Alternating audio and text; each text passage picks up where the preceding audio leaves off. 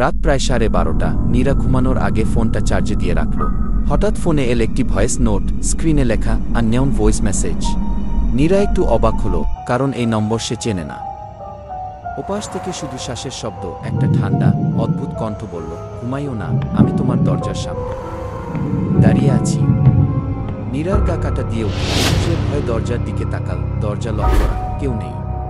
তুমি দরজা চেক করলে? নীরা থমকে গেল। তার ঘরে দুইটা লম্বা পর্দা।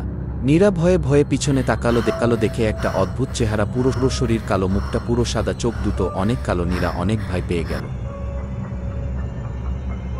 ভয়ে হাত কাঁপতে কাঁপতেই সে ফোন তুলে পুলিশে কল দিল। হ্যালো, প্লিজ হেল্প, কেউ আমার ঘরে ঢুকতে চাইছে।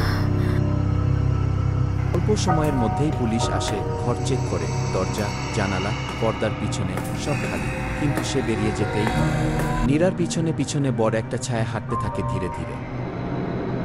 নীরা পিছনে তাকায়, ও ছায়াটাকে দেখি অনেক ভয় পেয়ে যায়। নীরা ভয়ের সাথে অনেক অবাক হয়। নীরার ফোন আবার আলো জ্বলে উঠল, একটা নতুন ভয়েস নোট। এইবার ভয়টা আরও বেশি, কারণ কণ্ঠটা নীরারই, ঠিক তার মতো। ফোনের ওপাশ থেকে বলল, আমরা দুজন এখন থেকে একই সাথে এখানে থাকব। নীরা অনেক ভয় পেয়ে যায়। তারপর ঘরটা অন্ধকার হয়ে গেল।